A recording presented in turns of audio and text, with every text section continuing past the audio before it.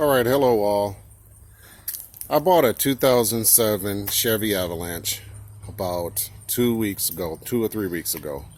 It ran beautifully when I test drove it. It didn't have any signs or symptoms of trouble. But what I think happened is the guy that I bought it from pre-warmed the vehicle up, so I wasn't able to notice that it had a lifter tick.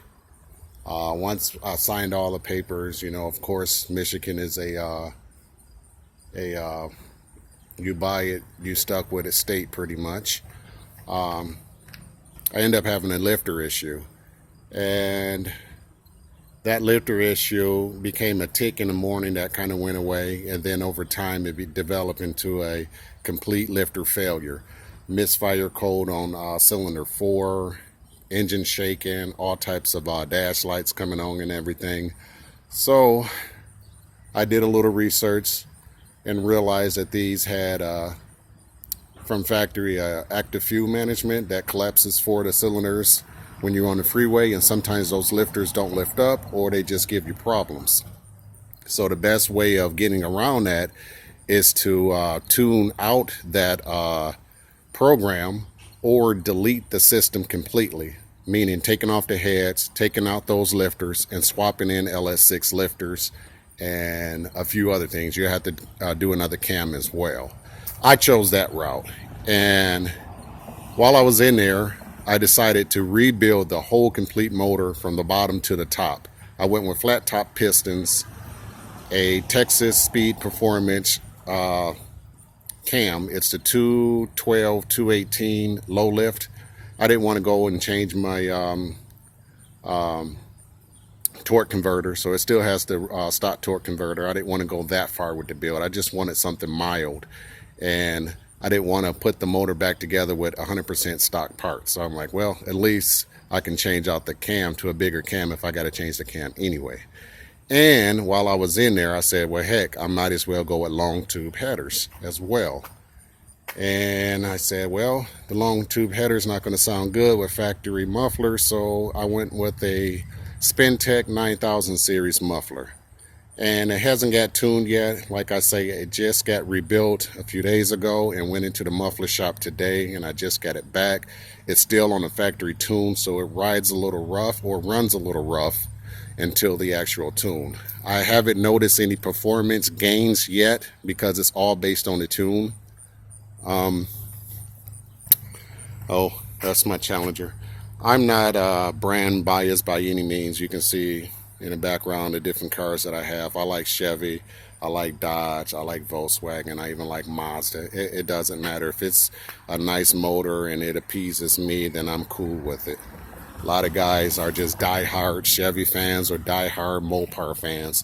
I say it like this: there's too many cool-ass cars out there just to be brand biased to one make and model. That's just stupid. I don't own stock in either of them, so I'm not going to just be brand loyal to none of them. But anyway, this is the Fire 3 that was completely rebuilt.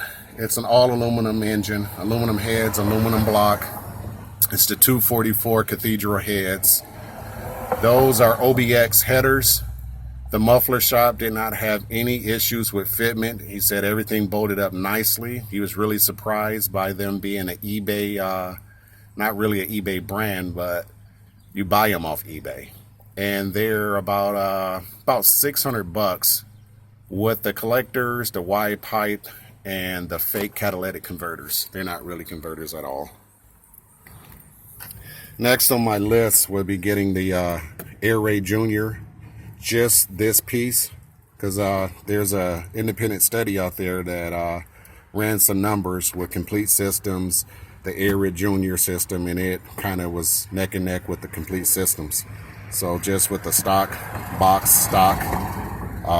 filter, and just change this piece out, because it kind of robs your power right there. You see I had kind of bottlenecks down, and the air is like one diameter all the way through, so I'll be changing that. It's not going to give me a ton of horsepower, but that combined with the headers and cam, they all work together.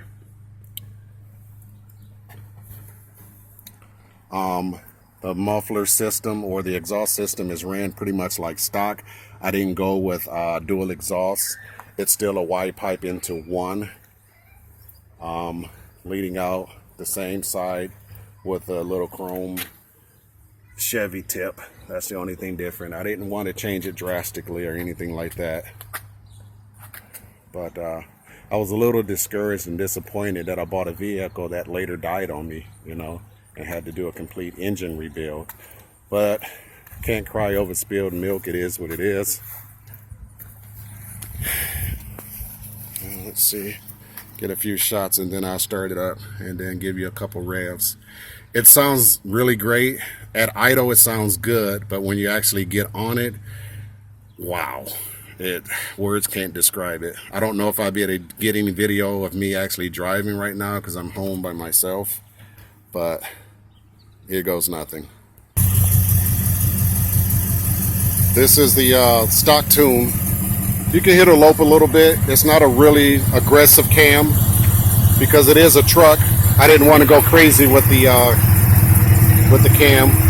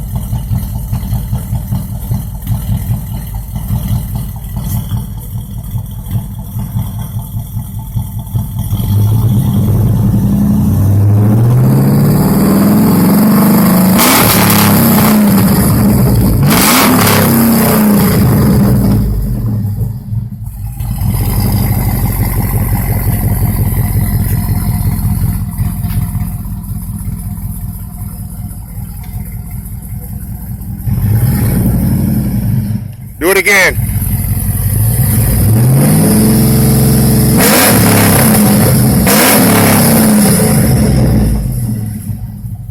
All right. And that's the sound. Like I said, I hate videos that only shows what the exhaust sounds like in the driveway, but I don't really have the time and capabilities of showing you what it sounds like on the flyby or drive-by or whatnot. But I guarantee you, this sounds really, really good. I'm really impressed with it. Like I said, I didn't want to go that far with building a motor, but it kind of crapped on me. I had a collapsed lifter. Sure, I could have just replaced the lifter itself and went about my business, but 9 times out of 10, those other lifters would have went shortly after. So instead of just doing the one lifter, I could have replaced all 8 lifters and not did anything else. But why go that far, taking the heads completely off without doing a complete engine rebuild? Didn't really make sense to me, so that's why I went that route.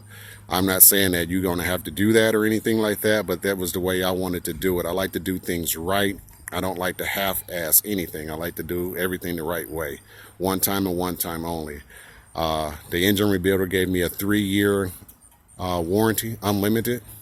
If anything were to happen, I'll just let them know and they'll send me somewhere to get it replaced or get fixed. I couldn't pass up on that opportunity. I am proud to be a Chevy owner once again. The LS is a nice motor. It's not that expensive to fix or rebuild or increase power, unlike the Hemi that I have over there. For me to have done what I did to that Hemi, oh God, I would have had to cut off a few fingers and toes and feet to put just a cam and headers on that thing and to get it retuned. It would have just been astronomical. And then there's not too many local people that know how to tune Hemis. But I've never had a problem with that Hemi. It's a 2010. It's got dang near 100,000 miles on it.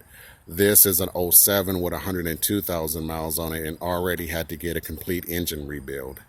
So that's why I said I am not brand loyal by any means. Cars break and shit happens. You know, you just got to learn to live with it and accept the fact that you're buying a used car and things can happen. Until then, I'm signing out.